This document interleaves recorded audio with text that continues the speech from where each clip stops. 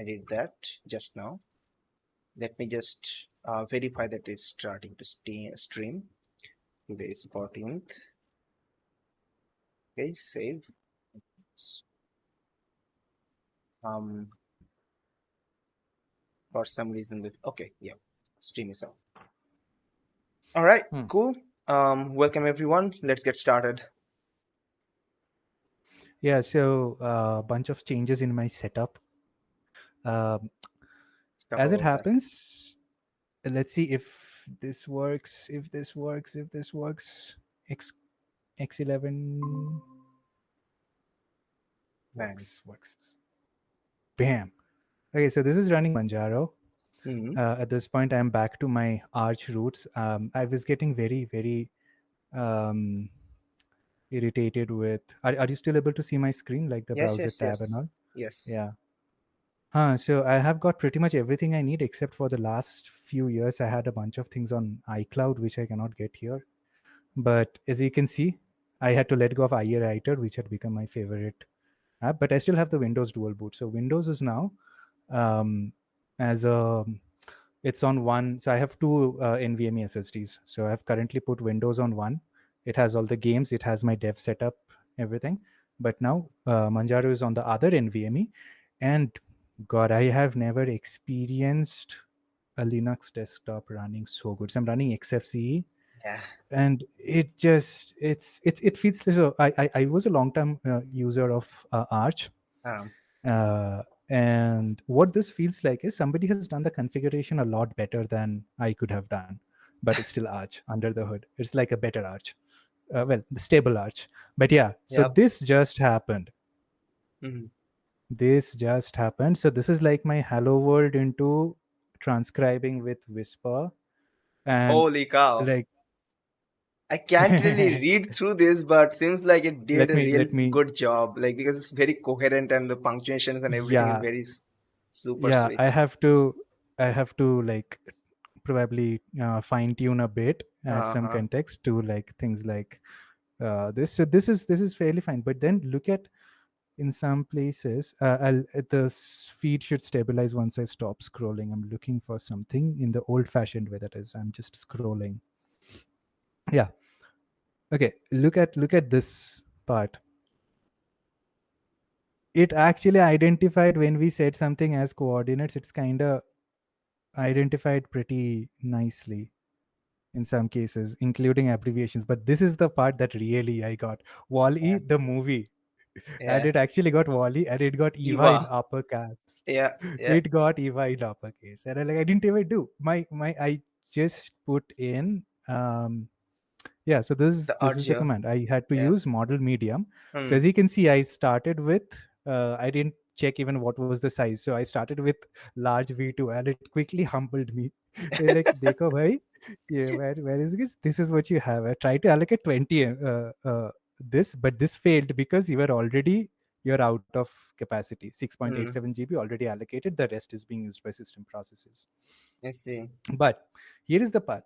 How long did it take for me to set up Windows, get NVIDIA drivers and everything, and then set up Ubuntu? Ubuntu took like the longest, probably 1 week, then I gave up. Manjaro, in half an hour, I had those things installed. I had NVIDIA drivers running. I had my mic, my Bluetooth, everything working. The only downside was that I could not. Um, so Bose headphones, since this is a Bluetooth headset, you fall under that same trap that on the A2DP sync, it's only you can only use it as a headphone. If you want to use the inbuilt mic, then you have to switch to the H2P sync or any Which of has those, lag. Yeah. which is a mono on the Oh, audio, acha. Hmm. and even the audio, the mic input is a single channel. So then that is when I texted you, I need a mic.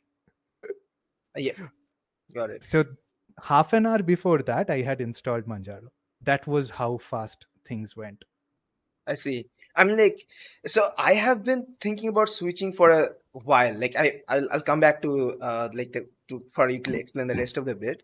But I've been waiting to switch my distro for a while. I'm not comfortable with Fedora any longer for different sets of reasons. You probably know of some of it and probably don't. I don't know, but we might get into that. But I was kind of thinking about going towards a Debian. And I think I had been biased because Deb. Uh, but I think ideal for me as well is to explore Arch once before I like basically just to test it out, try it out, because I've heard good things about it, and Manjaro is towards that step that even Linus Torvalds have been complaining about, like the exact trap that Linux users kept on falling forever. That it kept on becoming that the nerd shit fest where normal people are not welcome, and by normal people I mean the people who want to do things with the system instead of just doing the system. For that matter, it has been a long journey for Linux to get to that step where you can just get set up and ready and running in a moment.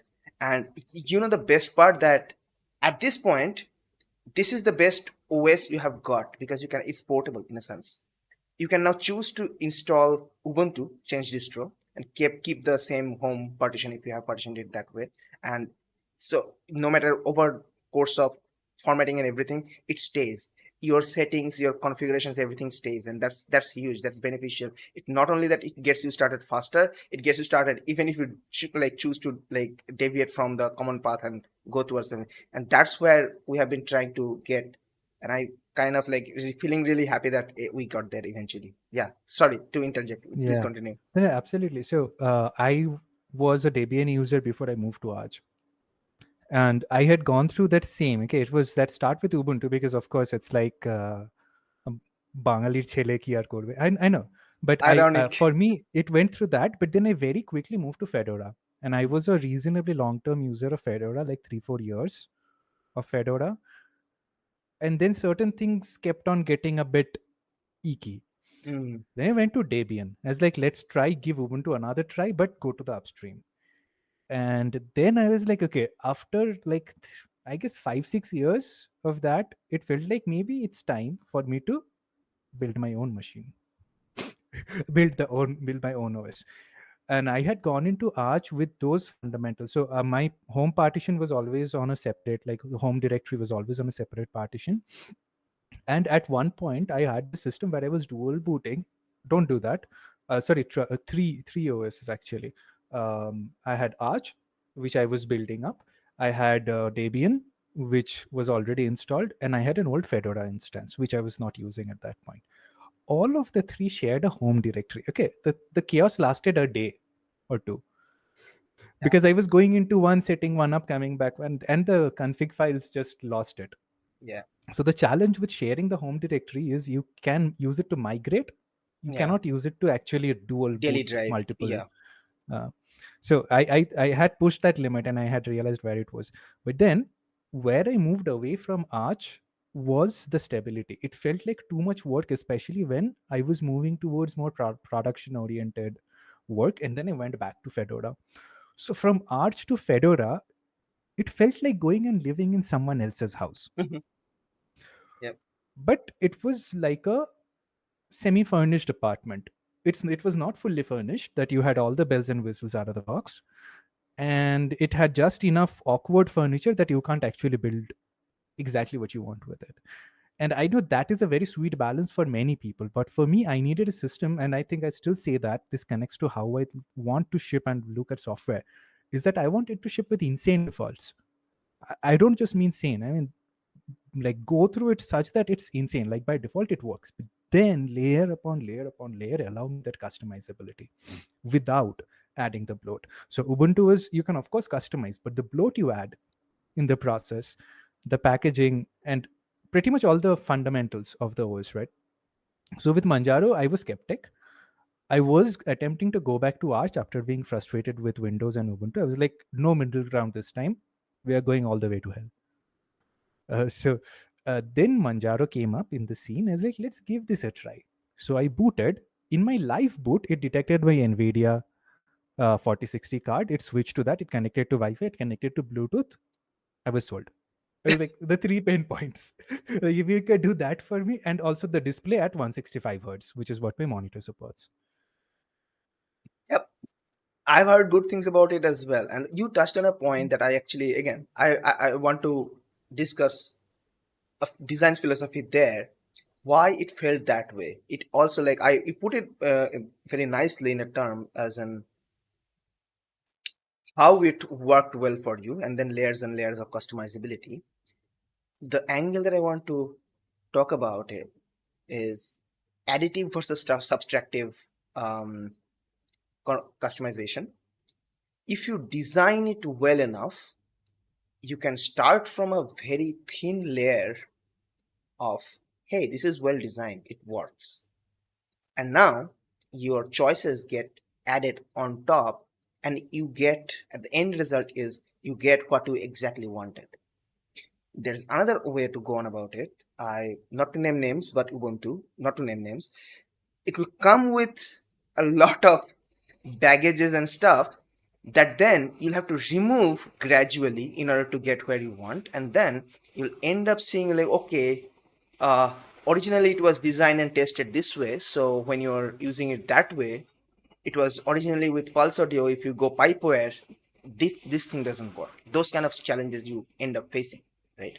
So I have I haven't seen yet good way of additive configuration that Linux with that. Everything comes with either you have everything, have this 4 GB image, and it has everything that you ever could imagine. Now you have a bloatware in your system as a primary workstation. Enjoy. Or you have something that is absolutely broken in every possible way. You have to compile your Linux drivers for everything. I'm talking about two extremes, but the the other endpoint that there was not very good options there. I think what you said about Manjaro makes me think of that missing endpoint where I want to entry. So that kind of is very lucrative to me personally for that particular matter. Yeah, and then so what happened the moment that fixed, no, like the since I assembled this PC, I've been struggling with that fact. Um, the fact that I really want to have a Unix based system. I do not want like as my primary workstation because I understand that model. Mm-hmm. If anything is needed, it's like a Python script away.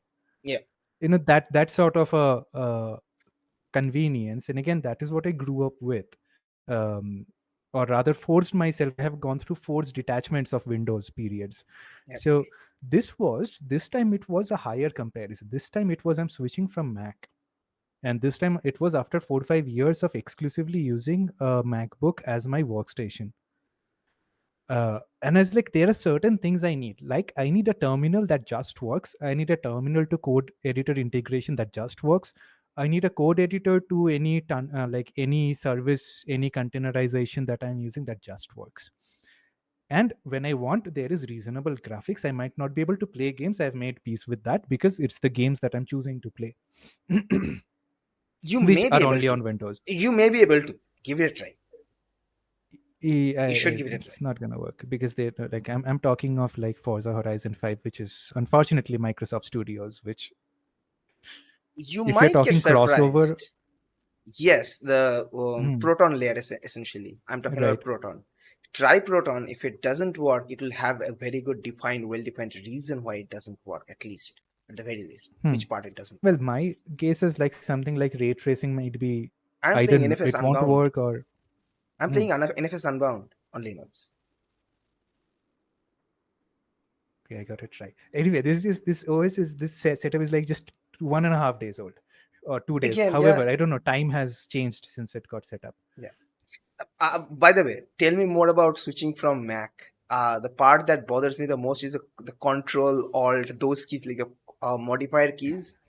It screws me up real bad whenever I try to use that as a I'm not daily sure. driver. Can you? Is it clean? Not Clear? not really. Can't read. Because the lights are off. Okay, Yeah, let me turn to it Wi-Fi tries and to it then tries to blur it off. But anyways, yeah, because it's not my face. yeah, it has a weird blur on. But Anyway, is it? yeah, yeah, yeah. No, I guess not visible now. Do you see? I still have the Mac layout. In Mac layout, yeah, I can see the command, etc. Yeah. Oh God. So the answer to that is it's not fun. But there is something very interesting about the Mac layout which helps me. I have a reasonably bad case of carpal tunnel. I see. So and I get RSIs very easily when I type. I have tried split keyboards. They also don't do, because the spread, it's not always even. Split keyboards assume that you have kind of your like expanding functionality spreading into both hands. What if one hand has a underperformance? So when I type, my right hand overcompensates for my left hand. Hmm. Um, all of that said, one of the things that used to, I was a very avid Emacs user, Hmm. and that meant control. That meant pinky. Now, when that primary control, one of the fundamental things that people suffering from RSI with the Emacs pinky syndrome are asked to do is swap your keys so that you're using thumb for control, like do a key map. And turns out that Mac actually does that as a pattern. So that settled in quite nicely. Hmm. And I got I very see. used to the command based thing, and I found it easier to type I see. for in my case. So now switching to here, switching to Windows is a mess, because um, I have to really rewire my brain. I think it's back now. I do think it's not unsurmountable. It's just something that needs practice, and especially if you have access to both the systems for a while. And I had the opportunity, because by the time I set this up, I had a few months when I still had the MacBook, and I was like doing basic coding, playing on this one, which was a Windows, and I was using the same keyboard because my Mac was stationed right on this table, and I was connecting to the same monitor. So I had the keyboard, which is cross-platform, um, and s- going to Windows, it meant that I was constantly thinking that something is wrong with the system, because I was pressing Command X, Command X, Command C, and weird things were happening, especially in code editors. So coding was bad. Yeah. Okay. After that switch, so now I think the best way for me on this, so even Windows, the key mapping meant it was either install one of these custom software that ships with all of this. There's Anyway, it was too much, it was too much to get to. So what I'm going to do now is actually do a key map on this system. I'm not going to remove command option control, because I've kind of gotten to like them. Accustomed to it. Yeah. Okay. So just customize that and just keep that key map. I just have to figure out, because it's not a clear mapping between Mac OS and Linux in terms of what does control do, because Mac has like four different control keys. Like, anyway, that mapping is possible, Yeah. is what I'm saying. And right now, I don't have it mapped, so I'm still occasionally pressing command and all. This is where an old friend's voice has been playing in my head. Switch to Vim, switch to Vim. Emacs is hurting your fingers. You don't need to touch the controls. I mean, And you I was like, now you need to touch yeah, the shift and escape. So yeah, yeah, yeah. that is a And wrong reason to switch to no, no, Vim. I know, but I have resisted that. So I like Vim for small editing. It's my favorite Yeah. command line, chotu motu kaam wala editor. Yep. I don't like Nano. Same. Like I'd rather use Vim. I Because was of that. also Yeah. Emacs guy for a very short period of time. The moment I realized there's a like okay, uh, the moment I say I'm an Emacs guy, I am attached with multiple different labels that I don't necessarily associate with. Like, okay, let's not be a text editor guy. I use any text editor, that's fine with me. And then I was like, okay, no, VI or Vim works splendidly for small systems like a Pi Zero. I don't want to clump up the dev environment, right? So I just want to edit something. It's much better that way. Which, anyways, so where is it going with this? I had a question for you, I think. Um, yeah. Uh, do you find it challenging or liberating to train your brain multiple different ways when you change platforms and stuff?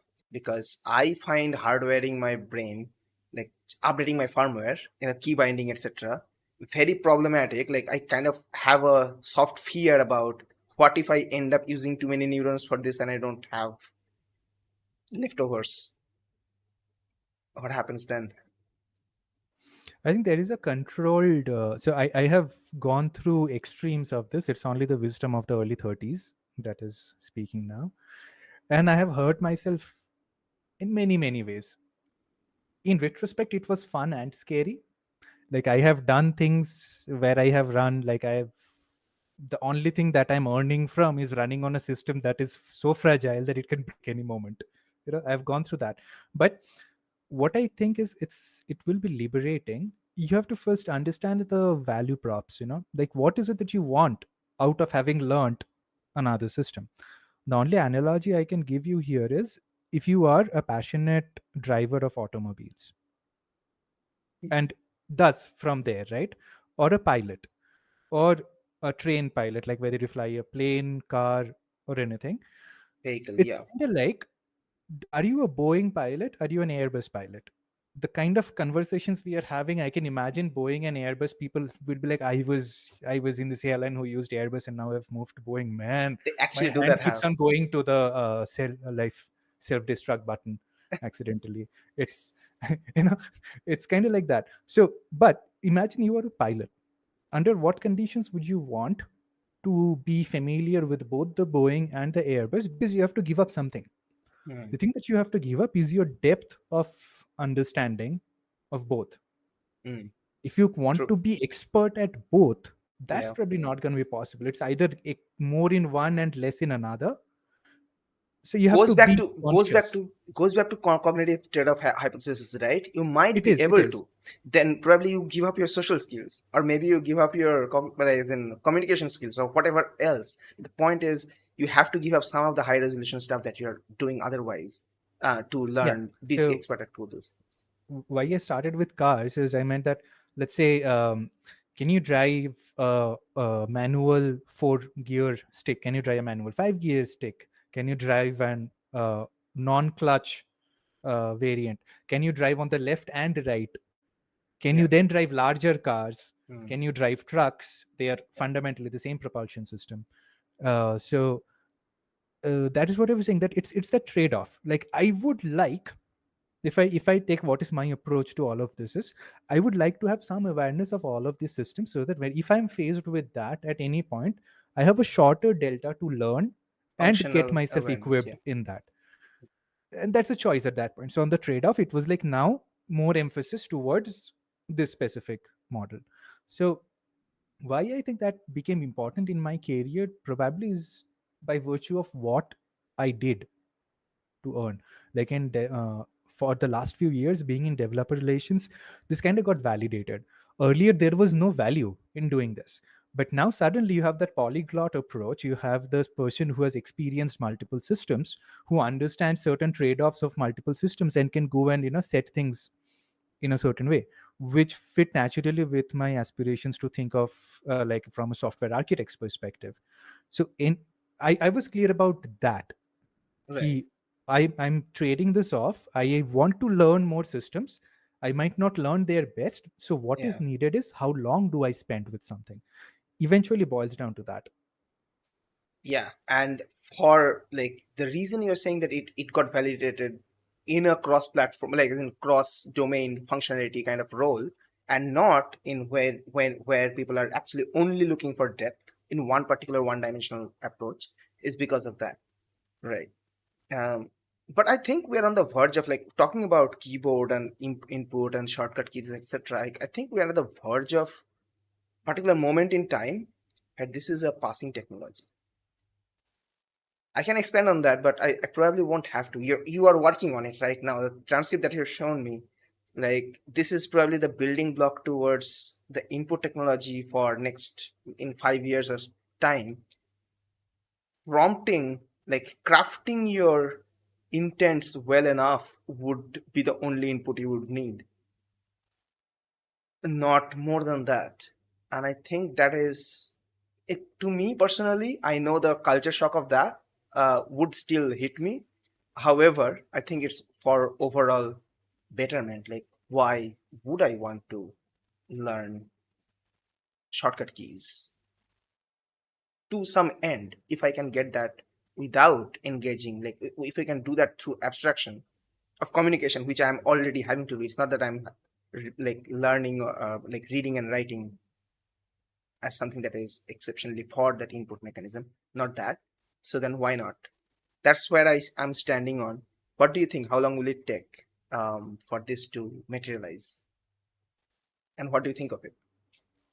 I do think it has a complex future ahead of it, Mhm, because there are multiple paradigmatic shifts that need to coincide, and sometimes they don't coincide, which means the rate of progress in one domain can exceed another. mhm. So I think this is a good segue to talk of the control that we wanted to come to, and then maybe look at time through that. Um, so again, I just had a phrase from you last session, so I would still need to know what is it that you want to go into. But my view for this is ki we are going to get into this situation where um, we do still have value for the kind of input methods that we have.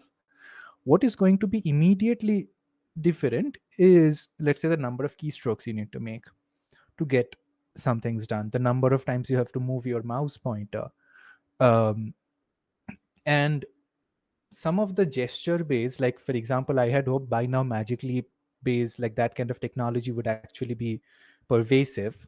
But yeah, there are challenges with that. But a gesture based, um, some sort of a input model would still be a thing, but then we have to consider all the abilities as in capabilities of anybody accessing the system. So when you're looking at levels of disabilities, certain things don't make sense. I mean, they still don't. For example, for somebody uh, where you don't have both hands functioning in whatever context, that is going to come in as one place. But why I'm going here is, why this is what you asked, why this is important to me is, right now I am at this in very interesting existential juncture. That is, I am feeling certain parts of my body not cooperating anymore that it did in my 20s, that I am having more trouble typing for longer hours, getting more fatigues and so on. As a result, I've stopped taking notes, and as a result my brain is bursting up. So now my idea is, okay, so the trouble is it me, or is it the input method that I am choosing to work with? And I have tried a bunch of different things. I can go to into the detail, but the key point here is that I'm looking at it from the perspective of what does it reduce the friction. Right now, if I look at from my brain to a digital medium, if I look at that as an information transformation and transfer, so data transformation and data transfer, if you look at it in that way, then what are the stages, what are the parts that are still adding friction, and if I can smoothen out some of those parts, right? So voice activated command is something that comes to the foray. But I do think that there are certain key changes in optical technologies that need to happen. Like the same thing that enabled mouse to work was a drive in optical technologies, and the same things that can detect a three-dimensional space gestures, so that I can, just do the fancy things that you see in Discovery, Star Trek Discovery in the 29th century. You have full gesture based flourishes. Your gestures have become flourishes. Now, the kind of platforms that are getting closer to those are the VR headsets. Yeah.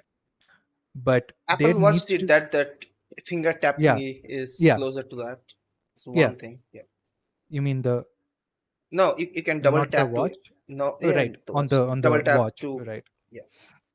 So yeah, some of those gestures. And what I do see, and this is very similar to what happens to the internet, or what happened to the internet, is I think inputs are going to get more in number.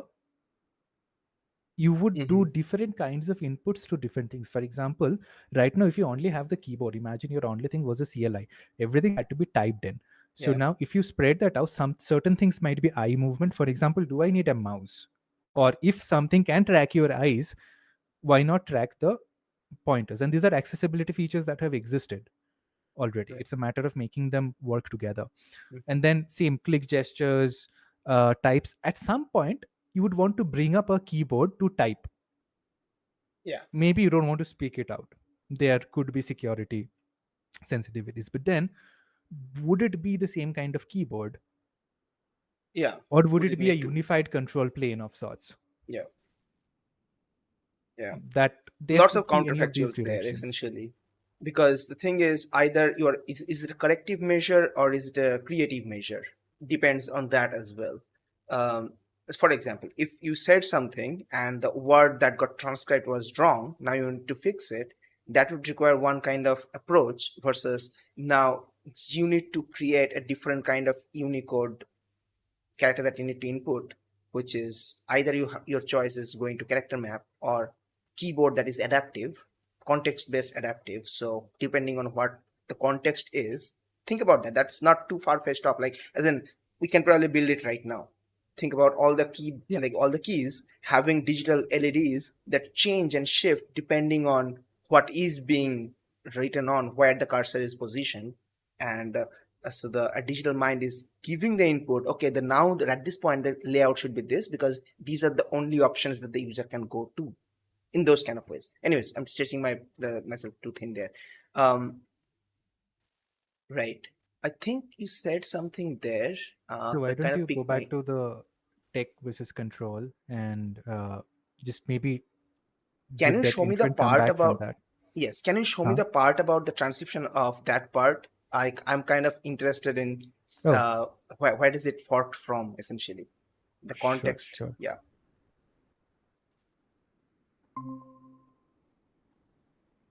I hope this is Yeah, visible.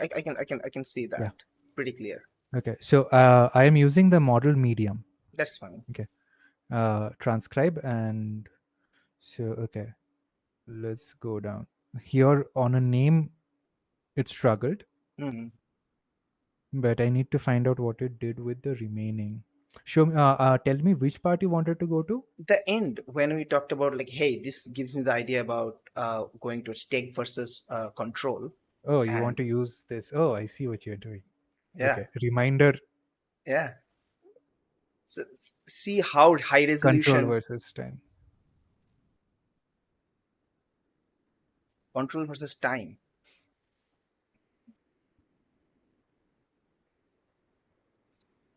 At any point, if you feel like you are rushed for time, it only means you haven't established your controls well enough for that. Mm-hmm. Right. So Yeah. I remember. So it's not control versus stake, because it was like I was The kind of control missing the. versus time. Even no, I said take this time. I was control See, versus time is so what I was keeping it on. this thing immediately helped both of us in two Yeah. different ways. How can people Hmm. like not like it?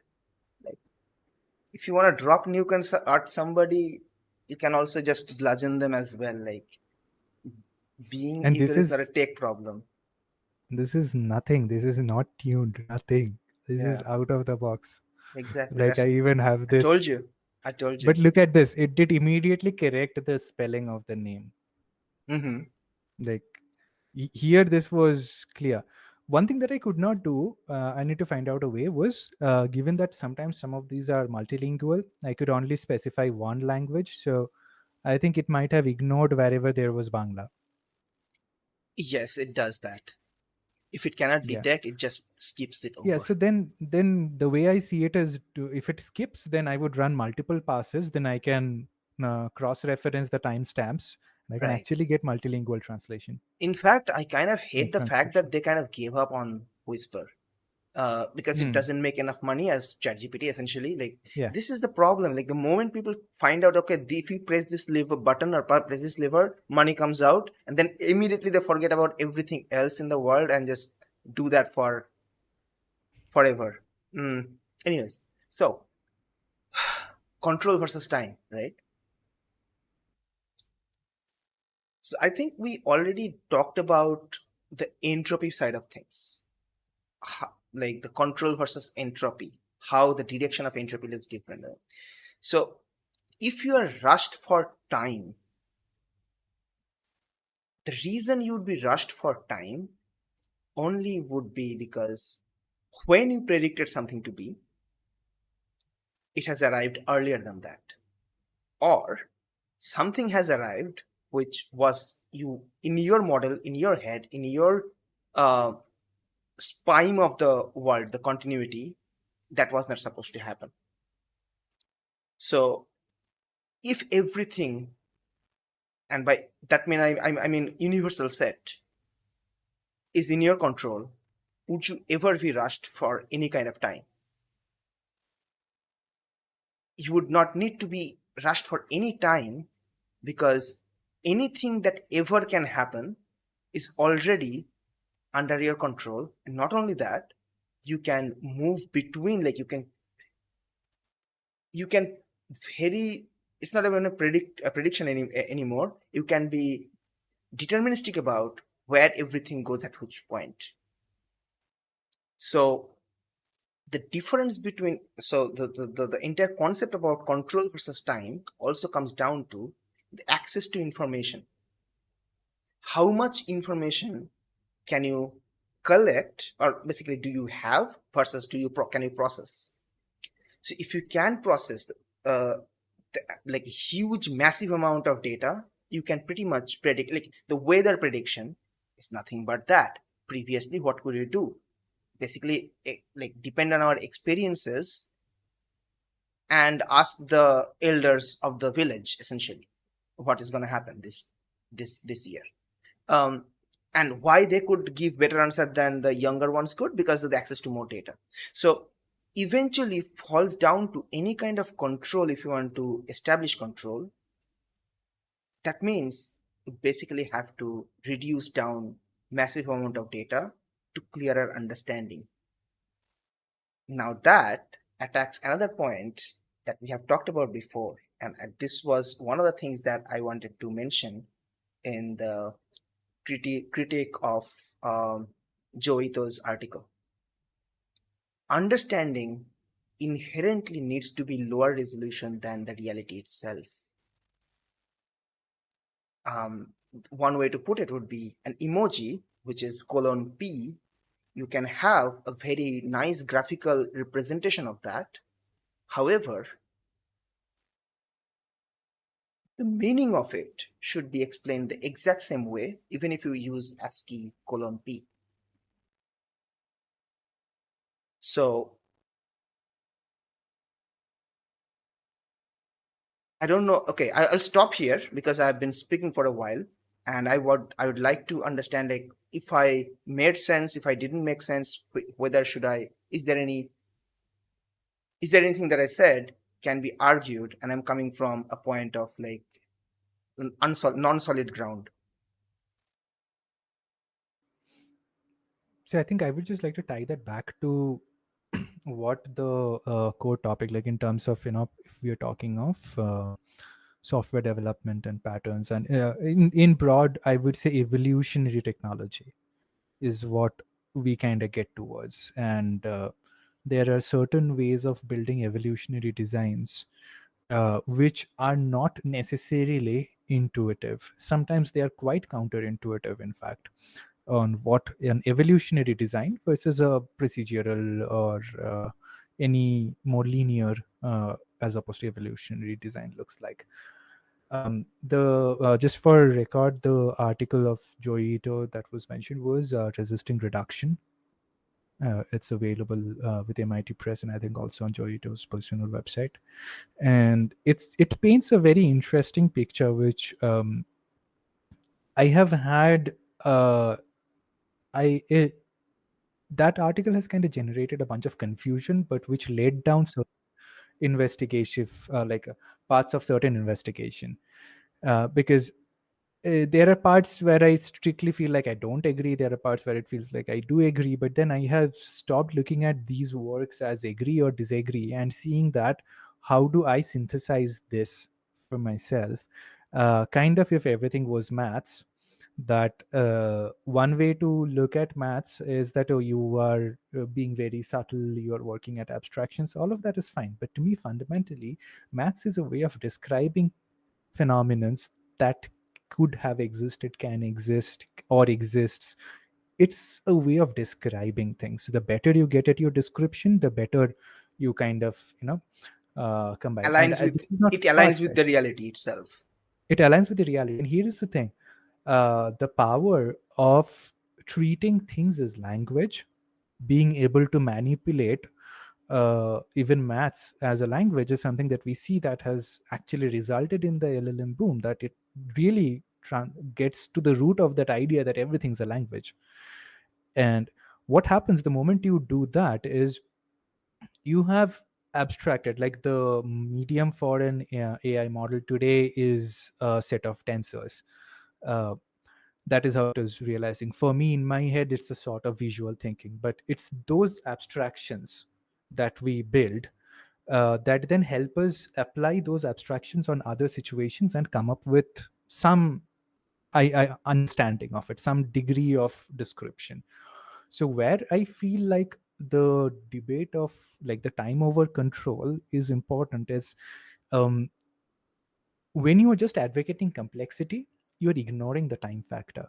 You can keep on building and improving a system, drilling down to the most abysmal depths. But if you ignore the time as a factor, then you're doing yourself a disservice, because what will happen is you're going to suddenly get stuck. Again, time as a limiter function that we cannot avoid. So What's the in that limiting sense, resolution essentially? what's the limiting resolution? I do feel that what most of these discussions are, like what I would like in the way that it helps me understand is I do not want to make anything unnecessarily simple or unnecessarily complex. So how do I define, understand how much is necessary? And that fundamentally is my resolution. So I see. let's go back to the OpenAI, like the whisper transcription that I was just showing. I had to be okay with the medium model because I have a 8 GB DDR6 GDDR6 model. I cannot for the love of my life run a large model on this.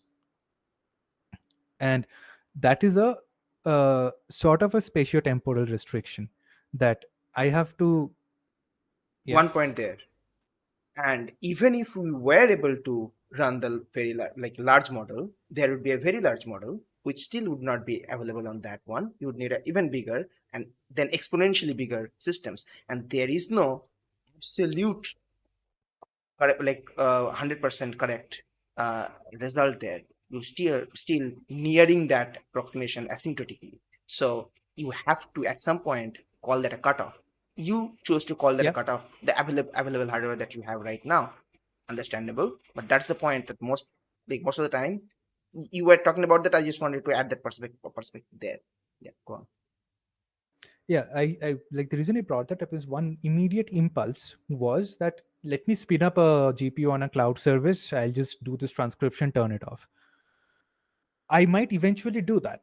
But when I do that, I will be doing that from the perspective of an experiment, that how much better, more contextual information can I derive out of the same data, do a comparison. And what I, again, I'm not saying that whatever I have with the medium is the best. It's not about the best. It's never, ever about the best. It's always about the acceptable, processable, yeah, depth of or like size of information. And it's essentially a window or a cursor or a view. We have these concepts going again and again and again. Why do databases have views? Why was there even a concept of views? Is it is always understood that the sum total of everything that is knowable is way beyond the capacity of the observer. So the observer has to perform a sort of processing Map of reduce. things. And um, then again, why do we have many different kinds of telescopes in our night sky, like orbiting the earth looking out at the world? You look at the James Webb telescope, that it, if the progress in optics, again, which has made giant leaps in the last few decades, if that waited till this maturity, if the idea was let's make the best telescope with the highest possible resolution and then release, you would never have had Hubble. You would never would have learned from everything that Hubble looked, and you would Yeah. never know that when the James Webb telescope launched, where should it look first? Yeah.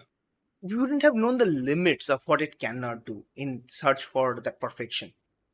What is the limit of Hubble? What are the factors Yeah. that matters more? Essentially, those kind of things, right? So my answer to the resisting reductionism, and again, this ties back to the control over time discussion, is my answer is that you resist reduction, of course, but you don't. It's not then a, you don't make it an ism, but what you rather do is create. Wait, I lost the thought. I was looking at you smile. Sheesh, sheesh. Because you're pixelated all over my screen. Holy, what the Okay, hell? Shouldn't be the that's fine. It's case. probably Okay. that's fine. It's your upload bandwidth. It's going to YouTube. You should be seeing yourself clear. I'm seeing you clear as well. Yeah, because that's your download bandwidth. My upload bandwidth is fine, thank you. 300 Yeah, Mbps. Anyways, yeah. not to divert from it. Go on, But please. so I'm saying that the yeah, right. The answer to how do we resist reduction? I am pretty much saying that we need to resist reduction, but we should not make that a redundant approach in itself.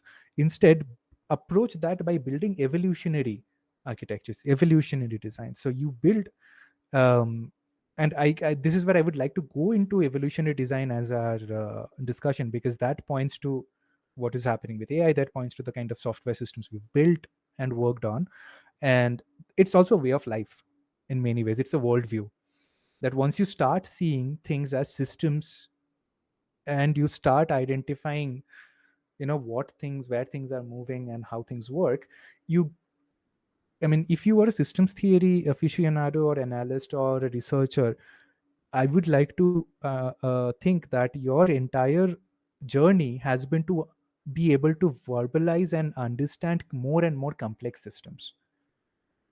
And that does not mean that those complexities either did not exist or that you created them. It's like maths, it's giving you the vocabulary to access more higher order systems. But as you do that, the thing that becomes very critical is a non-evolutionary design has a very short time span.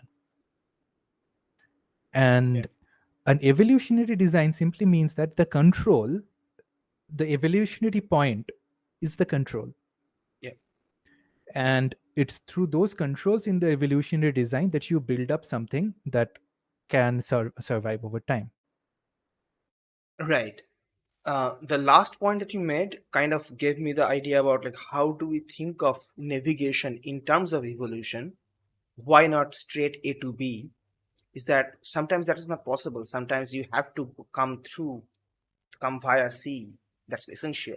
And choosing to divert yourself from going one direction to the other, it's not a bad design. That's how it needs to happen.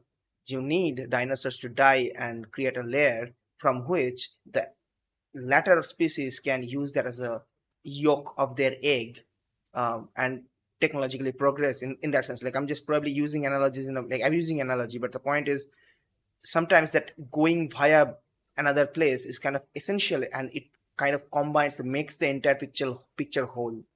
Whereas in a more fast food approach, non-evolutionary approach would be try to see the only small scale, try to maximize within that limit, and then once it's not working, find an exit and go find something else. Nothing stands the test of time. And that was the reason why I first talked about the control versus time in the first place, because we were complaining about people people's approach to software design, and I was trying to criticize why people prefer or choose, or I wouldn't say the term people. This is like a certain set of people, who are always pressed for time, what is priority, and just choosing to do just that. What it ends up happening is that it sends you through a downward spiral where you are focusing on here and now and what is pain point right at this moment, which is making you the first part that I talked about, like having access to more and better information, map reduce it down to what stands the test of time. But now you have chosen not to do that. You have chosen to focus on just the here and now and what is giving you green notes at the moment. And by doing so, you are diverting away from what is going to allow you to stand the test of time. So now the next choice that you will have to make, the next control point when it arrives, you'd have less control and be more pressed for time. And at certain point, there will be a crossover point where no matter whichever options you choose, those are all bad options. You're just trying to choose the least shitty option. And after that point, there will be a make or break. Like at this point, is it better for me to keep playing or like pull out from the game? That's when, if you are thinking about the infinite games sense, that's when you lose technically, right? So that's what I've seen happening for some cycles is very fast. For some cycles, it takes longer. People do not really realize how fast it is going to happen. I'll give an example of this as well. Like, I don't really feel like giving an example, but in Red Hat, the team that I was working in that went through that downward spiral, I understood that, realized that. Uh, in retrospect, I know that they didn't really have any reason to do well.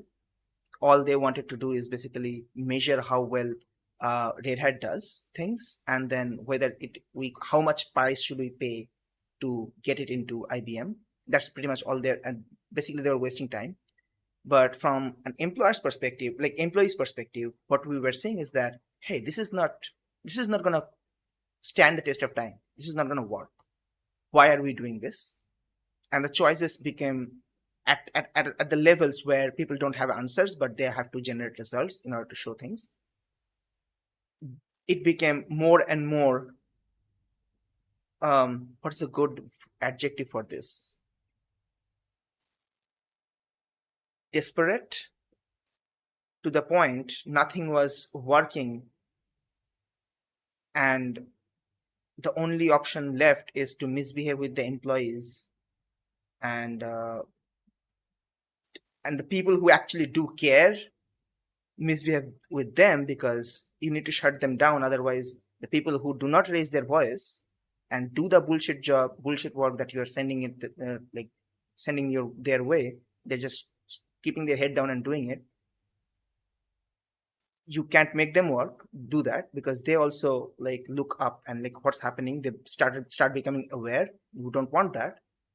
So at that point, you start mistreating those people who put their head out, let them go, and immediately it starts a downward spiral of, oh, I was taking it down because at least those people were there, and now even that is not the case. So why? I would also like, one day I will not be as afraid of speaking out about something that I would probably be like, okay, no, I don't want to cause trouble. Like, okay, screw that, let's cause trouble, I'm out of here. And then in 6 months you don't have anybody in that team, like anybody who can get anything done, and in 6 months it's out. So I don't know, is 6 months a lot? Depends. Again, I don't want to make that joke, the one I was going to make, but there's a meme about it.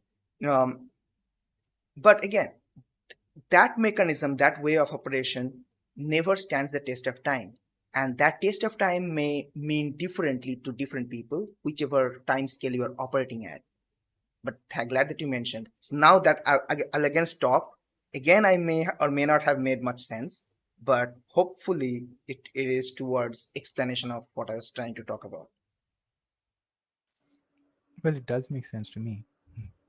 And um, so yeah, the part that I think is most interesting is these are not again, if you put on that systems theory lens, right, these are not people trying to necessarily actively do harm, but it is the way in which certain policies are designed, certain steps are taken, that eventually you can say that this system led to a set of results which were either unpredicted, or they were not well thought through, and at some point, the system gets out of your hand. Like, the out of your hand is really when you cannot predict the outcomes. And any sufficiently complex system, whenever it becomes a system, it exhibits its own behavior of sorts. uh, I wanted to bring up two things, because I've been saying systems, and again, because we said time versus control, this is bound to come up. One of them is my most favorite, one of my most favorite blog posts of all time. It's Donella H. Meadows on places to intervene in a system, leverage points. I'm glad that you are reading Donella. I have her, like I went through the as in summaries, but I Hmm. really mean to go through the details of Yeah, it. so I think thinking in systems, when I first read that, it's probably 2016ish, or 2015-16. It changed my outlook on life, and I think a bunch of things I started realizing. Where was I? Where there was that instinct. It felt like I got a vocabulary to address my instincts and actually think on top of them. But the specific thing that I'm talking of, the leverage points, the concept of leverage points, it's a form of in influencing control. And I would encourage anybody to go and read that blog post. In fact, if you don't even read that entire article, but just read to the second list that uh, Donella Meadows actually points out. The first list has 9 points and the second has 12. But the second is actually the refined version. And what's interesting is what these people are trying, where this came up in discussions around global scale issues, that how do you actually control, because any leverage point, again I'm paraphrasing Donella Meadows here, that any leverage point is essentially where you know places in the system where you can have make a small change and have large scale impact or system wide impact. Again, silver bullet, and so on. uh, just a small area of a system that you do. So it turns out that people are intuitively aware, and this is what Donella Meadows actually says based on Jay Forrester's teachings, that people are intuitively usually aware of where those leverage points are in a system, but they push at it in exactly the wrong direction. And Yeah. this needs some getting into. I will, at this point, with that in mind, with that as a reading, as a corollary rather, go into the concept of evolutionary design and look at version control systems, something very, very basic. And I'll just maybe use two comparisons: use Subversion and use Git. Leverage points were the same, very clearly identified that developers work remotely, are distributed. Again, remotely was not, is, or should not be a concern. The concern should be distributed or not. Mm. Um, so developers working distributedly, the first thing that arises is when you merge your code, merge as in when you check in your code, there could be conflicts because you could be uh, working with the same part of a file or whichever. So at the core of a version control system lies the concept of conflict resolution.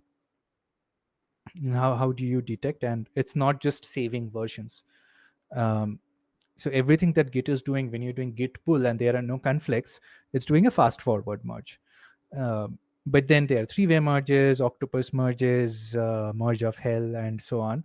um, but the key difference between Subversion and Git, for those who are familiar with, that Subversion had a centralized version control system. They were called CVCs in some, that it was a centralized version control system. So was Bazaar to a point. Bazaar had this weird hybrid. It Bazaar represented Ubuntu to me. I did not know if it belonged in the enterprise world or in the open source world. Uh, I never tried Bazaar though. I had tried some version I and I hated had it, I but because the only version control system that Launchpad supported in its PPS, if you are doing packaging, wow. was you had to use Bazaar. In fact, Launchpad was a Bazaar hosting system under the hood, Launchpad.net. So what Bazaar does, Bazaar was like, it was bizarre, it was like Git and subversions in between. So the command line was BZR, and to me, it till date Bizarre. reads Bazaar. Yeah. And I'm not far because all my Western friends pronounce it as such. Bizarre. It's like, that's Because the exactly concept what of it is. Bazaar, yeah, yeah, No, I'm just saying it's that wildly it's got funny. too many jokes, but let Yeah, me come yeah, back to the key yeah. part. Mm. That what Subversion did was how we did branching. So leverage points, conflict resolution identified. Leverage points, developers are distributed, identified. Developers, sorry, another leverage point, shipping the code as one. It should not look like n number of different copies. So, so the entity, the organization ships code as one Mm. unit. Everybody works behind the scenes. So you have understood the leverage point of not exposing the complexity of different code bases. You merge things into one and you produce that. Now, Subversion tackled this by saying that since each developer are working with their own systems, what I'm going to do is I'm going to give everybody their own trunks. Not Yeah. branches was a Git concept that emerged. So they're fundamentally trunks. And the idea of trunk is almost as if you have your own tree in a forest. You need some sort of a mycorrhizal network to then exchange your things. That mycorrhizal network happened to be the centralized version control system, which was hosted. Again, subversion is a subversion of property rights in some sense, that eventually you're saying that no matter who builds, the eventual control is with one entity. It's a centralized system. Git came into the picture and said that, okay, where are developers having really hard time? Turns out branching and merging were the two most difficult things that you could do. Most importantly, merging and branching needed you to be online. You needed to be connected to the version control system, the centralized system, for you to branch on and off of it, because it was a network process. And thus you get a copy. Diffs were huge. The process of the computation required for getting diffs was this merge back, and eventually, so perforce and all come into the same. You would have enterprises putting larger and larger and larger subversion systems to then handle that. Now, Git, on the other hand, comes and looks so nimble. So I think Git was my first foray with evolutionary architecture. And it said that, what if you have identified the leverage points, right? Let's flip it around. Let's make sure that developers don't need to be connected to the central version control system, that the data does not need to be stored in one central place for anybody to access. People can choose to do so. They can make any mirror the official mirror, just as when you are pushing from your local Git report to GitHub, you're making that an official mirror, centralized mirror. The protocol is not centralized. So what happens with Git is the concept of branching. Like you first have the first evolutionary concepts as branching and then merging. What do you do in Git with those small feature or those small spikes which did not yield any result? You don't merge them. What do you do when there is a merge conflict? It's essentially, in society's context, it's a societal conflict. You need to resolve those conflicts. You go into the resolve and you have a few things that you can do. You play that consensus game.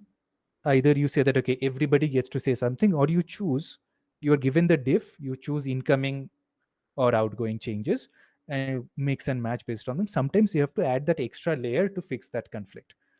So what Git is saying is, this part, this analysis is better done by the human, that is, or any additional agent who's working on this. The system does not need to do it, just needs to fit things in place. So Git then becomes this sort of evolutionary design, that your software evolves no matter how bad is it.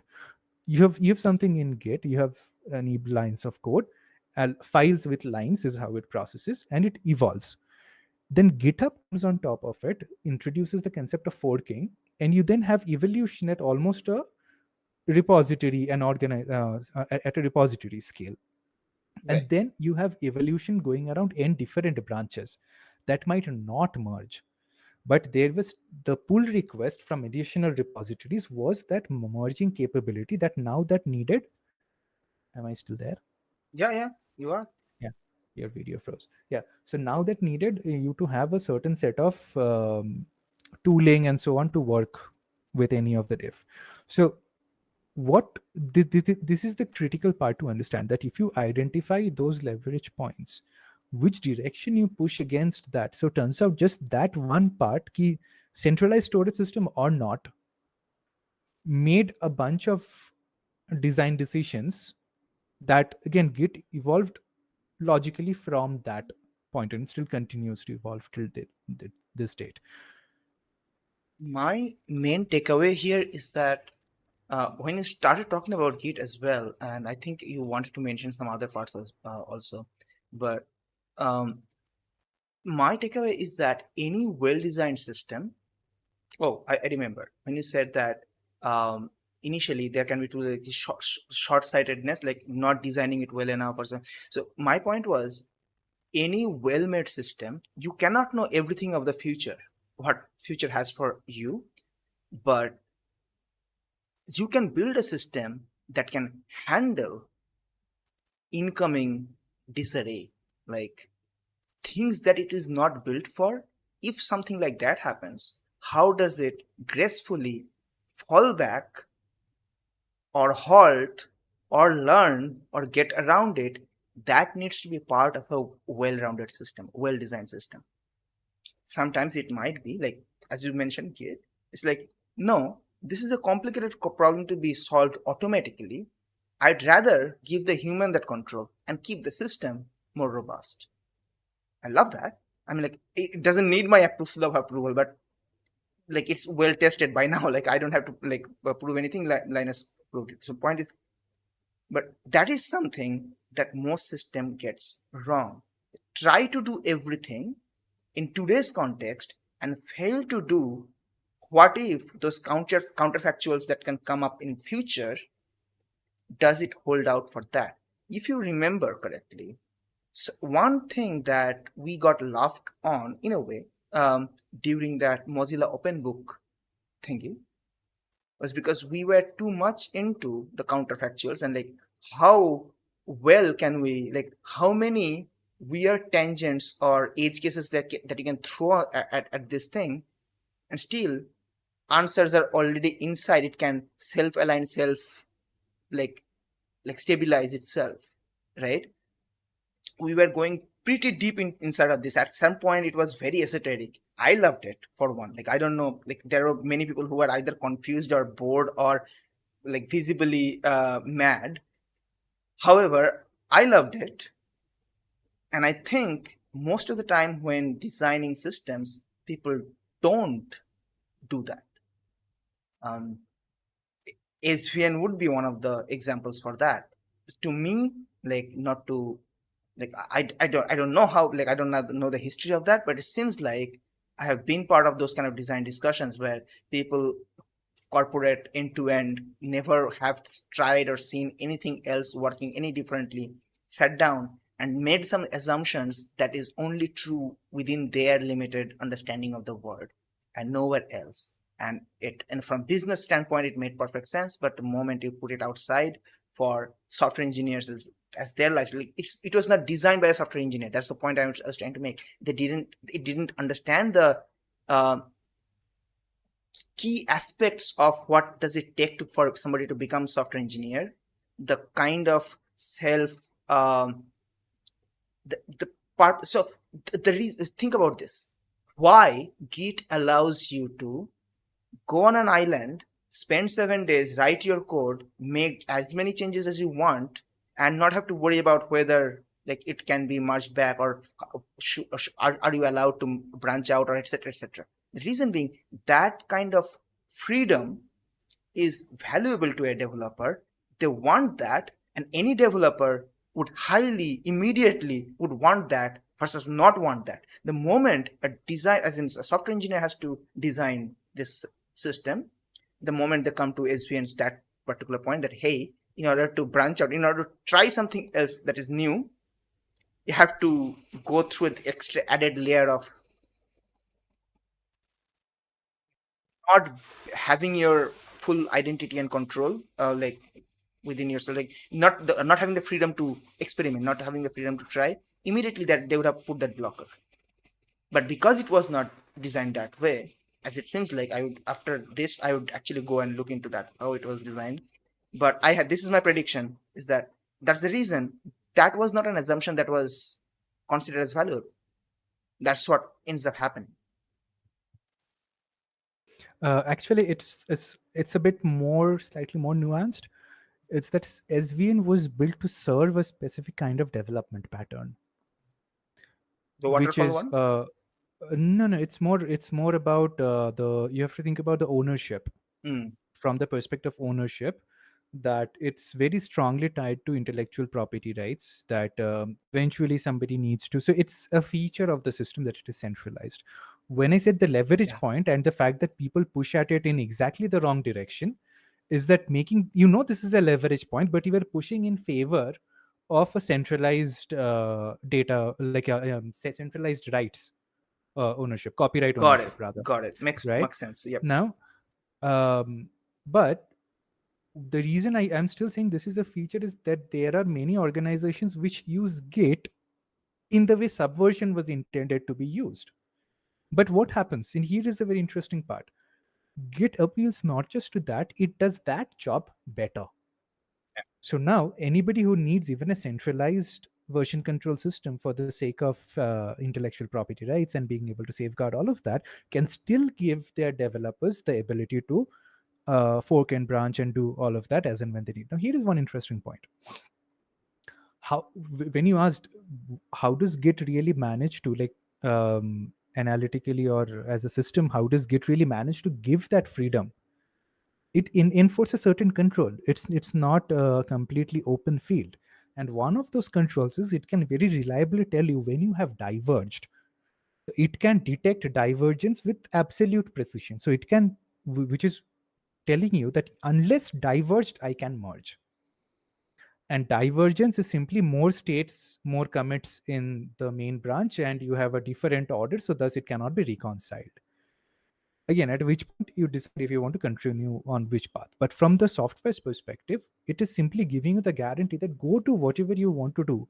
When you come back, I will tell you if you can merge it or not, or if it has diverged.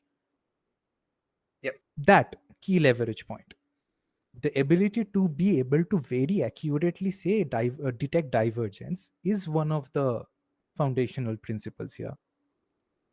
That again falls into, if you look at not the commits as a temporal process, but commits as a visual process, as a whole. As even a semantic Yeah. building up, because it's actually dealing with a hash under the hood. Yes. Which is basically built of B trees, essentially. The point I'm trying to make here is that no matter how much the complexity, it can actually be boiled down into hyperdeterministic framework where all the choices are limited in how far away you can go, at which point it's decoherent from the system. I have a theory about like how much decoherence the universe can allow before it chooses to eliminate that as an option.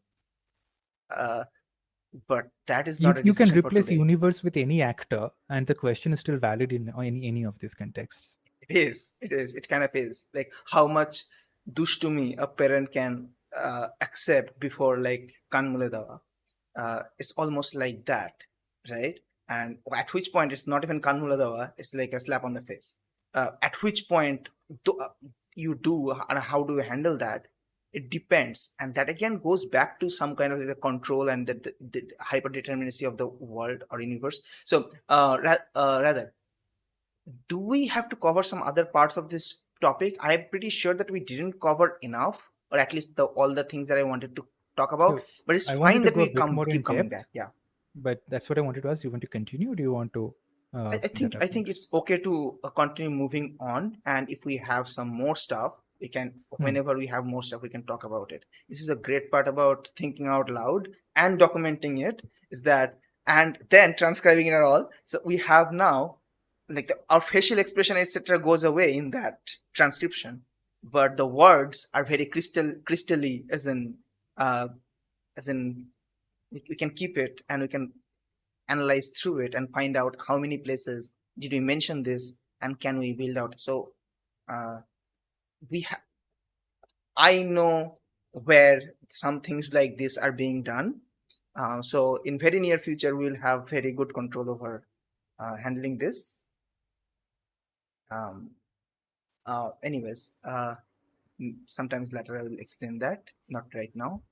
uh, so we should be able to come back to it and build a coherent lump of corpus of this particular topic on this particular topic, even if it's spread across multiple episodes, and that should be fine. So we shouldn't have to worry about that. The part I was then moving on to is that um, the choice versus determinacy. How do you see where, like, what's your perception, or like what do you like versus dislike versus what do you think versus don't think versus what do you wish was true, essentially. So I think instead of approaching this from an user interface perspective, I would again like to approach it from a bit more backend systems perspective, software architecture or application architecture. I can take 10 minutes to sum that up, if that's fine. Okay. One second. Give me 1 second.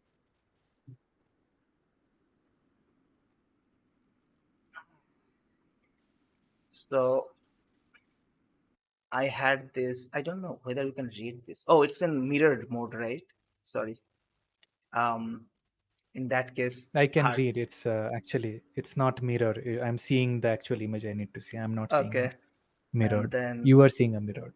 oh, okay, I see. Invoker, prototype, backend, And then, keen, application, front end. Cool. so So whatever I'm going to say right now, you're going to love that. yeah. I mean, of course, you. This is not new to you. I'm just going to throw a few parts which influenced this direction of thinking about evolutionary design in software architecture. And one of the earliest things was the Zero MQ guide, written by Peter Hitchens and the Zero MQ contributors. That was my first. It pulled at my brain from directions that my I think I had first come across that in 2010, 11, 2 3 years of basic PHP, Python, JavaScript application development that I have done. And then something happened when I came across this. I don't remember how I landed, but at some point I landed on PubSub, at some point I landed on Zero MQ, and then landed on Zero MQ guide. And it's a philosophical treatise. The Zero MQ itself is not as efficient as a system, as an implementation, but it's the ideas that continued from there. So I would recommend anybody listening to this actually read the Zero MQ guide. You don't have to try it out. If you can try it out, good, but just see of what it talks, how it talks of breaking down the application development process. So anyway, till then, since then you have got many other pub subsystems that have come up. So then what Zero MQ fundamentally talked of was a decoupling of communication between the components of your architecture. And this is so far I talked about evolutionary architecture and just used version control system, and we were discussing about having a, oh, you need to be connected to the server. That was a trope, because the next thing I was going to attack is web application development as it stands today. We still expect users of web applications to be connected to the service in order to do anything, perform any work on that. And that is the user data layer. And on the other end, we expect, whenever we are talking of microservice architectures, one of the pitfalls of microservice architectures is called this big ball of mud, which simply means that your service is talking to each other in such a way that you really cannot tackle the number of dependencies that your internal service mesh is creating. And again, certain design decisions. Initially, HTTP looks just perfect. In a small enough system, things can directly communicate. So I'm not dissing HTTP. I'm dissing how you're using HTTP in this context.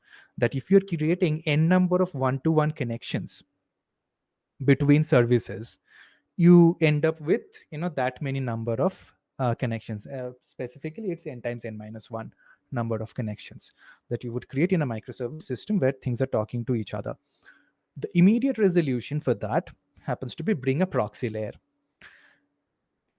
and a proxy layer that is acting as a system bus. Uh, Now, then suddenly the system bus becomes very, very heavy. So, in the early days of the origin of Kafka is the perfect historical example, also the perfect example to where I'm building. Because I don't have a lot of time, I'm just going to live. I'm building towards NATs on one end and CRDTs and uh, as in concurrent replicated data types, right? Yeah, so CRDTs and auto merge, the local first things on the other end, and the combined effect. If you're building a web application today and you have architectural control, maybe stop and think, what does it mean to adopt something like NATs and something like a CRDT based data sharing infrastructure, a client infrastructure, and then rethink the application landscape, application architecture, see what that comes up to. And what it very interestingly comes up to is, when Kafka and all came into the scene, they needed sidecars because of the way that those systems were built. On the parallel, you have the evolution of gRPC and protobuf, which used HTTP2 and gave you bidirectional full duplex one-to-one connections. So significant improvement for smaller service meshes, more real time and everything, but still more strongly coupled. And then people started building proxies inside their gRPC networks as more services grew. So there was a gRPC proxy now, which internally talked to Kafka, which sent the topics across. वहाँ से फिर gRPC होके it went to the other service. Now NATs, I love that system because of the simplicity, because it did a git. on message queue systems, on service buses. And it said that, you know what, you guys are overcomplicating the sidecar business. Let me give you a few fundamentals. I'm going to deliver uh, at most once. Sorry, at least once. I'm going to deliver at least once and build on the same pub sub primitives. There is a publisher, there is a subscriber.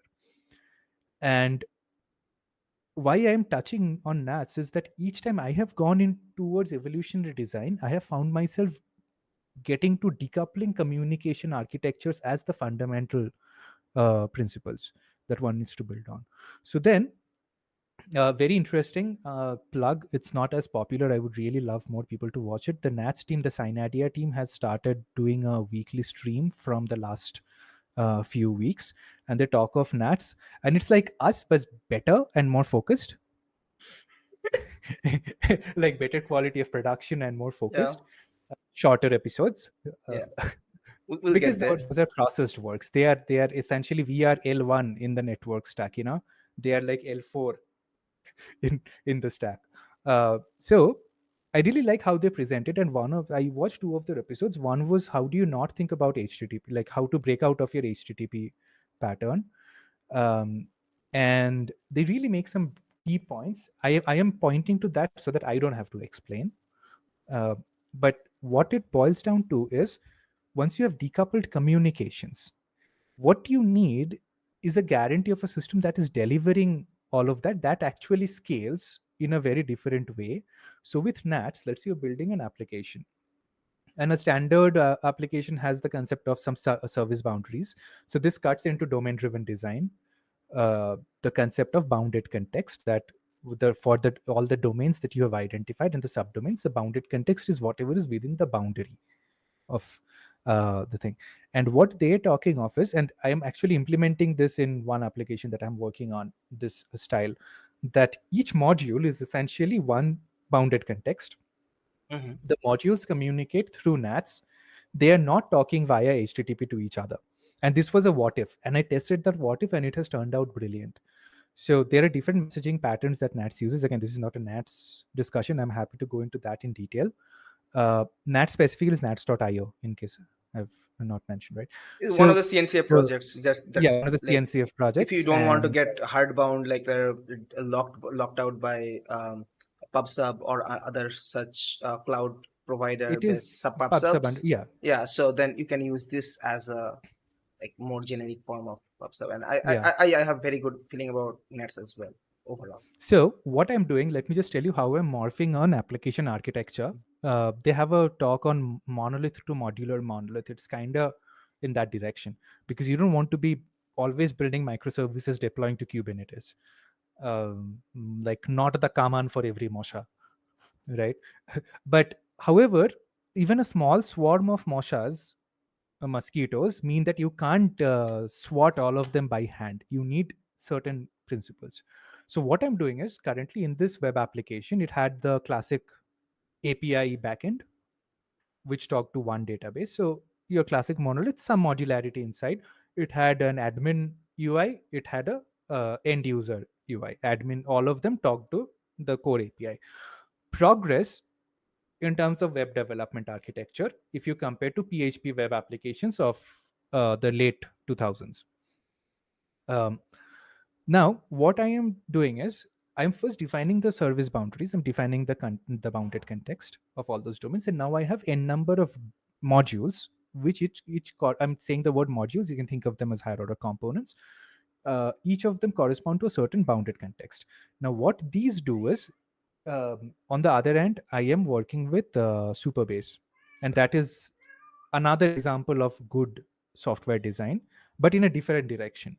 So Superbase to abstract out my Postgres things, working directly with Postgres, however, because that is what Superbase is about. So what I'm doing is, my modules now are publishers and listeners on a NATS channel. My HTTP API is currently served through Superbase, because Superbase provides a REST API on top of the tables architecture that you've done. But in the Yeah. future, a more higher order REST API would just be yet another module.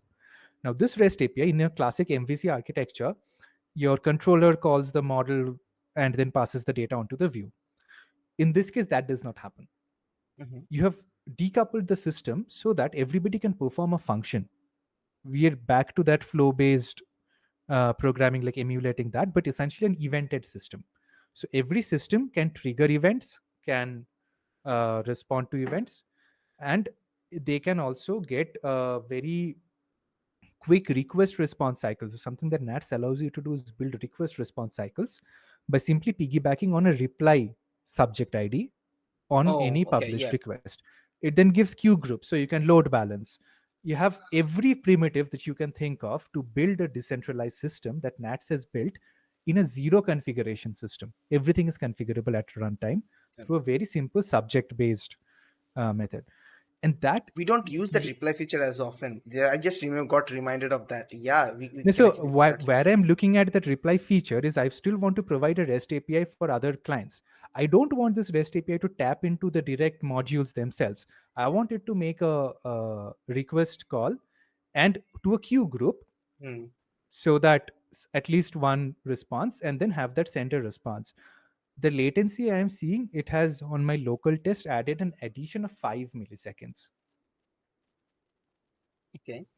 And Is like requests were in some cases, because I was still doing a network hop to Oh, so Postgres. that's what you said. Local. I was thinking that from local No, to no, no, local no, no. shouldn't take. So Sorry, okay, I on your still local meant that development, yeah. yeah, Then on then my it's local absolutely fine. development.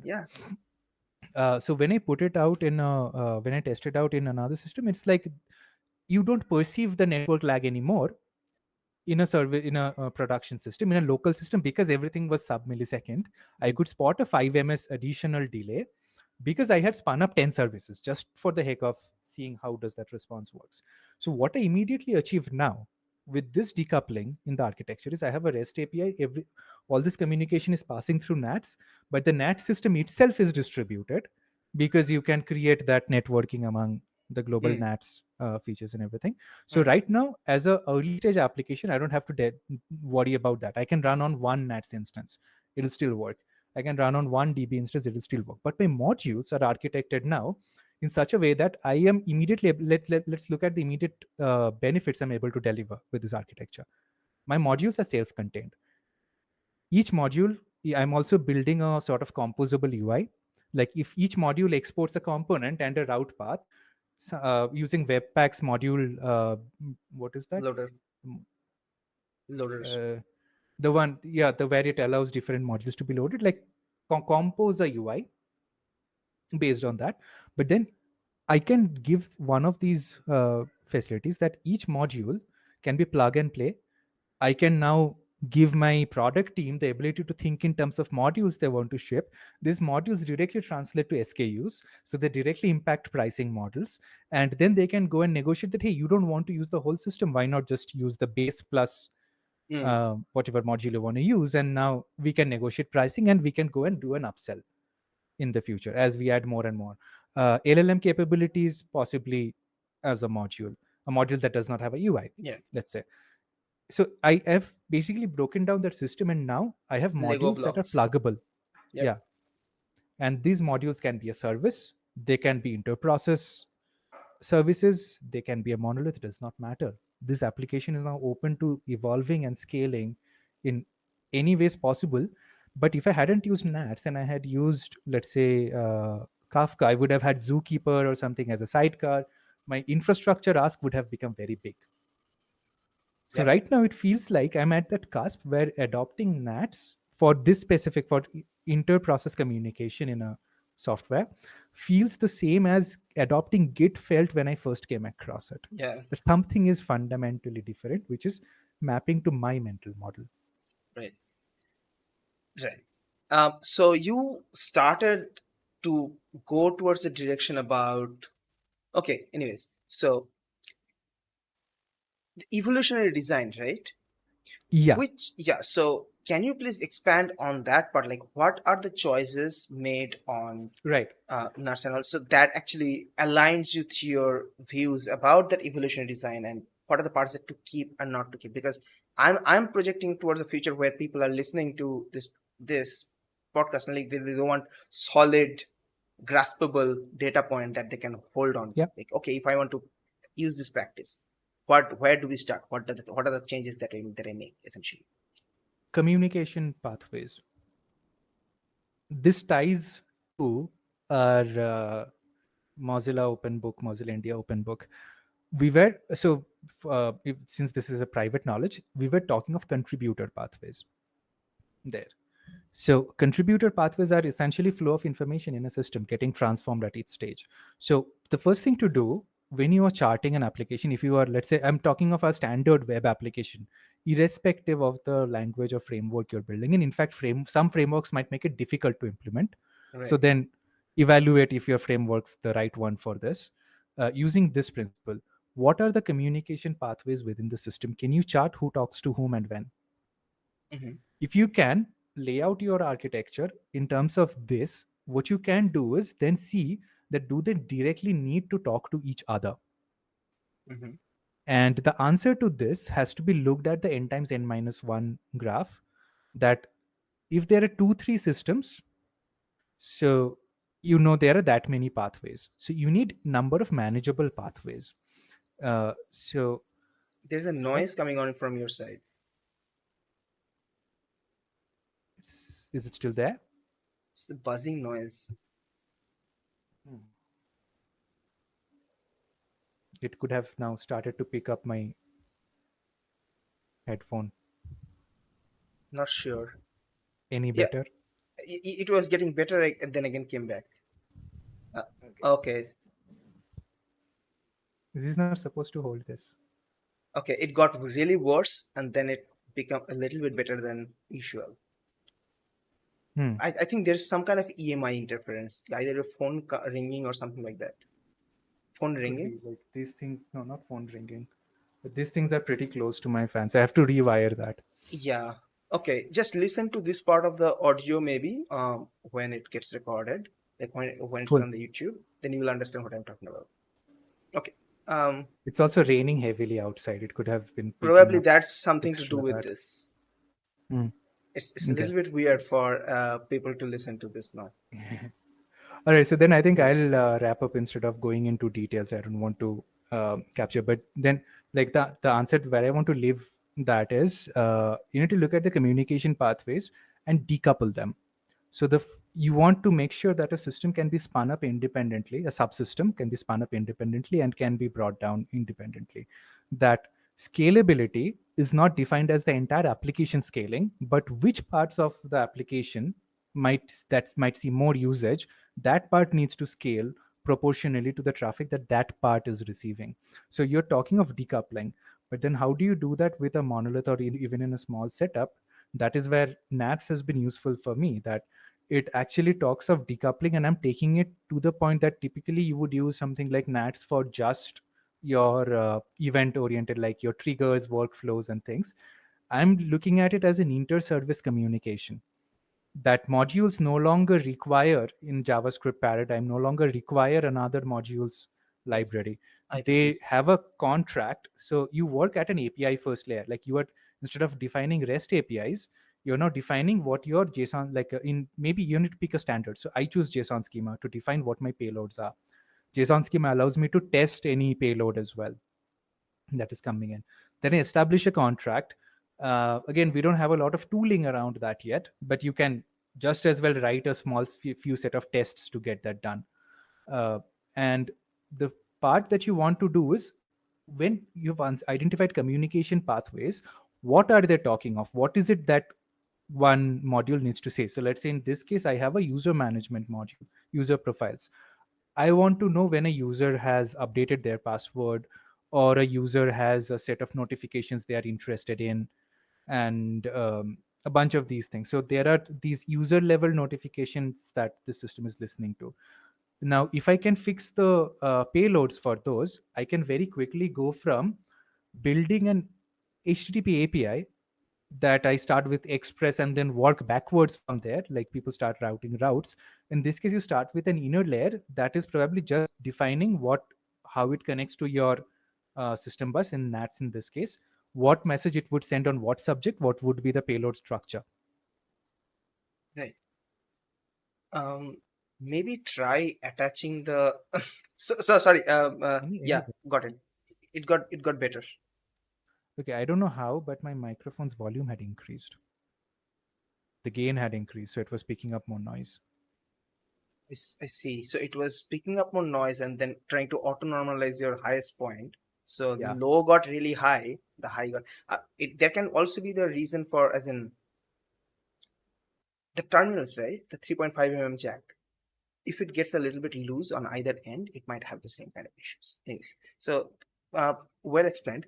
I Um, think this is somewhere we can actually. Um, these are the kind of topics that we can actually go into. The reason I'm saying this is because it's not that the tools don't exist. It's not that the concept that doesn't exist. It's not that the philosophy doesn't exist. It's just the fact that, as you said, when the choice needs to be made, people end up making the wrong choice, and it's on a pretty consistent level. As in, at least to my experience, uh, how can we? And that is kind of the anthropic inertia, like that it goes towards that. For some reason it ends up happening, partially because that's the kind of choices we have always seen being made, and partially the reason being that's our experience, past experience, and we are kind of not ready to go with the newer concepts or stuff. So we can actually drill down on that. We can expand on that. One part that I would like to uh, as in point my fingers towards, so that you can have some kind of like a um, homework, as I want you to watch something essentially, and I'm building up to that. So there's this Dota universe, right? Dota universe has massive lores. For this 130 plus heroes now, and each one of them have their own lores. And if you try to build a tier list of like who operates at which power level, um, and it gets pretty objective at some sense, like it's not subjective at a point, because if you're talking about god of a universe, that god of a universe has to work under the um, rule set that has been created for that universe. And the so it goes up to the point of the weaver. These are the sort of an engineer of this sense. They are weaving the threads of fate. Essentially, they're weaving the rules of the reality, essentially, on top of which you can build a reality itself. So if you're a god, you want to build a reality, you have to abide by those rule sets. And so that is the initial design part. If you want to make a coat, you have to go buy the cloth first, and somebody had to make that cloth. That is the cloth. So the next part is that invoker, the guy essentially, in a sense, who crafts the reality to his liking. Essentially, I want the reality to be like this. In some sense, you can align this guy with a real avatar. You can also align this guy with Sauron himself as well. Similar kind of like control-seeking behavior, and but it's not from a point of rage or anything. It's just that I want to create, and I want the creation to be X way, like this. Probably X was a wrong choice of word because of different reason. Anyways, and then we have the application developers. You finally got it right. Yeah. So was it intentional? I don't know. Then there are keens. These are the engineers of our understanding. So people who figure out, oh, this is how the universe is set up. These are the laws of the universe. Let me make an explosive out of this. Let me make a gun out of this. Let me make like a laser out of this. So those are the application developers in a sense. So multiple layers of creation. How do you create something? Creation is not unidimensional. There are multiple layers to that. um, and this is a topic of interest. At which layer, how much control do you have versus how much choices do you have, versus how much leverage you have. Like at the point when you already bought a red cloth, you're probably not going to make a blue coat out of that, right? So in that way, I would really request you to go watch the Dragon's Blood anime. It was one of the first anime by the like Valve sponsored. It should be on Netflix. the way I would say, it didn't need to be an anime format. The difference between Lord of the Rings versus Dune universe, this is more towards the Dune kind of interpretation or the story narrative thing. There are multiple different conflicts going on at multiple different levels, and it would be important to discuss some of the parts at some later point. But I think you would enjoy watching the 3 seasons that are out. So do try to give it a watch. I think the initially it will start off very slow, and not like the traditional way, like try to capture the audience that are I have into. survived Star Trek. Oh, okay. So yeah, so I don't have to give it a try. I want you to specifically notice the dynamics between Invoker and Terror Blade. That will eventually happen. It's not too much of a spoiler, but I need to really know you care. But that's the part that I want you to kind of understand and wrap your head around. It has again, we'll come back to Nietzsche someday, and it will have some implication there. It will be much easier to explain in that way. And Cool. again, the reason for me saying that is because the designer's perspective, and the part that I've seen is that CXOs, generally CXOs, or like any kind of executive, the people who make decision, they are not really bad at breaking down choices to manageable small pieces.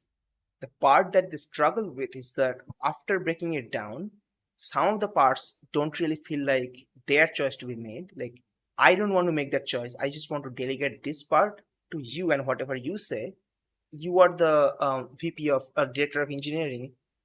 You tell me what I need to do, and I'll just do that because I don't want to care much about that problem. That problem happens usually at that layer, at that level.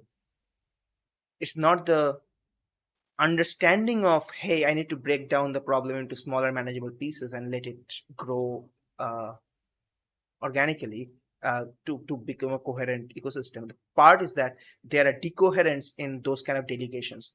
How do you identify that? How do you know when a suggestion that is coming out is not really conducive to the overall plan that you have? How to identify that? Because if we can build a model where you can very easily identify that, that is immediately valuable for a lot of people. People are looking for that kind of answers. It's almost like zero knowledge proof for this, right? I don't need to know the details of the ecosystem. I just need to able to verify whether the plan of that ecosystem aligns with the other stuff that I'm working with. Usually that misalignment is what causes decoherence in the overall systems. Yeah. That gives me a very clear idea. Actually, I had seen a trailer, so I am partially familiar with it. Um, but the part that I was saying, see, all these things that I know went a bit into, and apologies for the audio quality. I hope it's okay now. Uh, No, it's not. no, not okay. Okay, fine. It's Never okay. mind. So the point is, key. I feel in subsequent episodes, let's now drill down into one of these. So I think the decoupling of communication through PubSub or any similar things is one. Um Integrating AI LLMs into Stack or into anything that people are building. Ways of implementing such that that becomes evolutionary is probably another topic. Then I definitely want to dive into CRDTs, and because that has another paradigm shift that is about to happen in this entire area. And I think I these are kind of immediate next topics, but I want to make sure that we are discussing both the philosophy, the understanding, and some possible implementation strategies, so that they are more concrete takeaways. Kind of like a recipe, like you start reminiscing about the good old days, and kind of make each episode a recipe. I think here on that is what will be more interesting. Let's see if we can pull that off. Hmm. Meanwhile, I'm going to do the transcription. I'm going to put these up as like blog posts or like seasons by season. I also have the SRT files. I'm going to give you the SRTs, upload them We and can see just if they upload them map. in GitHub itself, dude. Like a date format, some kind of thing. We can just Adi, push them to haha. GitHub. Yeah, yeah. So I will do all that. I'm saying on YouTube itself Okay. for the Oh yeah, yeah, recording, yeah, I yeah, can yeah. get the SRT files because I already have for the previous one. So Hey, let's see how that it automatically detects, right? It automatically does a very good job. Have you not seen that? does. Yeah. I just want to test. Oh, okay, okay, okay. Yeah, yeah. So Go ahead, go anyway, ahead. No, no, no. um, Fine. Yeah. so what I'm saying is, I want to go into this topic because see, one of the reason why I chose this architecture for the system that I was talking of is this system needs to be an AI first system in the near future. It is gearing towards building some more like more predictive tooling into certain parts of understanding audience segmentation and so on. But something that came up in the discussion was that in our current state of AI, our sixth rank ML models that we were using in TensorFlow till before should become the equivalent of a dalbhat in a system, that it should be possible to have it client side. Give that as the bare minimum machine learning capability, self learning capability that such a system can have, and then see what does LLM bring. So whatever architecture I'm talking of is actually keeping those things in mind, that this is evolving towards that. So right now, I don't know exactly what that integration will look like, but I know the integration points. I know the control points, essentially, Mhm. that I'm going to allow this integration.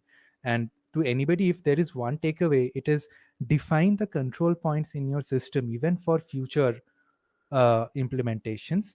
And the test of time is, do those control points still provide this service access? Yeah. Oh, makes sense. All right. So with that said, next week onwards, again, one of the topics that we didn't actually touch on is that we were supposed to start with Anthropic Inertia channels streamed this today, but we couldn't get to because apparently verification itself is not enough. You have to intend to stream at that moment. Google, like YouTube will tell you, no, you cannot. You have to wait 24 hours. Seems stupid, but here we are. So when we tried to stream it, it said that the earliest I can stream is tomorrow. So which is why we are streaming it here today. And next week onwards, it will be up on Anthropic Inertia channel. I will make sure to post the channel's details on this video's description so that somebody can click out of here to that channel, find the channel out. Um, anything else to add there? Um, I would want to work on a like same kind of branding, the entrepreneurship that we have, but for the initial bit, I want the thumbnail to be only mono, as in the grayscale, so that it's identifiable by the time we kind of doing it more professionally, as in more higher production quality, etc. I will make that more again colorful and not mono like or grayscale anymore, so it's easier to understand. Uh, on that note of making production quality higher, I think it is probably better to record separately because now we have pretty similar setup. Hey, nice. Looks cool actually. Like I was going to go use uh this or with a more dramatic light like Rembrandt lighting, but monotone for void channel. Looks pretty cool. Really good actually, to be honest. So where was I going with this? I was saying that okay, it's probably better to record separately on two ends with audio so that the waveforms can match and we can align the clips, and then we can go ahead and edit the clips out to make the production quality. And better to have somebody to do that, like as an editor, instead of trying it ourselves. But because it's a pretty long process, won't be a problem. I'll take care of those kind of things. Um, Last part, another thing I was talking about was probably regarding website and a GitHub, like the thing. So GitHub project, GitHub repo and website. So the website, how about the landing page being the explanation of how the community is laid out, that orbit model, right? Um, this. thinking out loud parts, those are at the center of everything. All the controls, like you can move us the most, essentially you can be part of it essentially, in the sense, if you're here. And then there are layers and layers of published video, and then the transcription and the analysis of that, all those kind of things are like shared headlines, and the banner image only on social media posts, like that's the most, the outer ring of that essentially, would be. But those steps, basically who we are and how the community is laid out and where do you want to place yourself, that goes into the landing page itself. And everything else basically from there on, now choose your own adventure. Do you want to go subscribe on our podcast, or do you want to go subscribe to our YouTube channel and watch our live streams? Those kind of ways, like it will give you all the direction and navigation. And after, once that is done, that is probably easier to get running, like, and while doing that we'll figure out, okay, we need to do XYZ, all the other stuff as well. Most of those would be probably branding related work, but other than that, setting things up, if we can set those things up, at that point we'll have to worry about the quality and the consistency of production, which is why I think would be ideal for production of something should be monthly, even though I catch up on a weekly basis. So we would catch up on a weekly basis, and over 4 weeks, we would probably be able to make one consistent thing, maybe more than that, hopefully more than that, but at least one thing that is publishable without fail. So that would be probably ideal. That's how I was thinking. GeForce experience gave me an overlay, but anyways, I got distracted. Makes made Hmm. sense, right? Yeah, yeah. Okay, cool. All right. I just realized that the audio of you would be as in, as it's minus 6 dB for me, so the noise also probably would be not as bad on the main video that is published on YouTube. It will be half as bad because minus 6 dB is basically roughly half the sound.